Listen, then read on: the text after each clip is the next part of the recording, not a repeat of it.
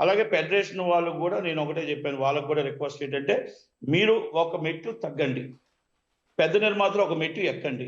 చిరంజీవి గారి ఆధ్వర్యంలో రేపు సాయంకాలం కల్లా ఫినిష్ అయ్యి ఎల్లుండి నుంచి షూటింగ్ అయ్యేటట్టు ఉండాలి. ఆయన బర్త్‌డేకి మనం ఇచ్చే గిఫ్ట్ ఇదే.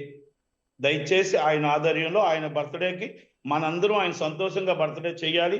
ఆయన ఆధ్వర్యంలో మనం అందరం కూడా సంతోషంగా షూటింగ్ చేసుకుంటే ఆయన బర్త్‌డే చేసుకున్నంత ఆనందం.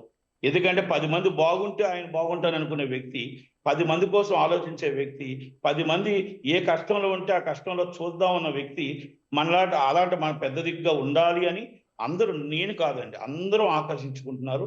అందరూ ఆలోచించుకుంటున్నారు. నేను ఇందాక ఫెడరేషన్‌తో కూడా మాట్లాడితే, వాళ్ళు కూడా అన్నగారు ఏం చెప్తే అది మేము వింటామని వాళ్ళన్నారు. ఓహ్! అలాగే నేను పెద్ద నిర్మాతలతో కూడా మాట్లాడాను. వాళ్ళు కూడా మైత్రి రవి గారు వాళ్ళందరూ కూడా, కుమార్ గారు ఎట్టి పరిస్థితుల్లో చిరంజీవి గారి మాట మేము కూడా జవదాటం. కాకపోతే ఏంటంటే, మా బాధను కూడా ఆయనకి చెప్పాము. కనుక ఆయన ఏ నిర్ణయం తీసుకుంటే ఆ నిర్ణయానికి కట్టుబడి ఉంటా ఉన్నారు. ఇక అన్నగారు ఎవ్వరికీ ఇబ్బంది కలిగించరు.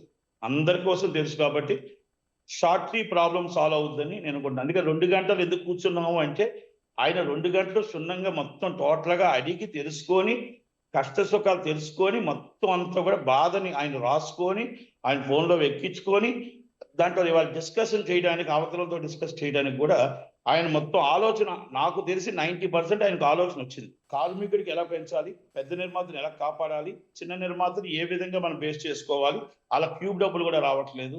వాళ్ళు కష్టాల్లో ఉన్నారు. ఇది వాస్తవం అని ప్రతీదీ ఆయనకు తెలుసు. ఆయన ప్రతీదీ కూడా ఆలోచిస్తున్నారు. మాకు నిన్న చెప్పిన దాన్ని బట్టి, మాట్లాడిన దాన్ని బట్టి 90% ప్రాబ్లమ్ సాల్వ్ అవుద్దని నేను అనుకుంటున్నాను.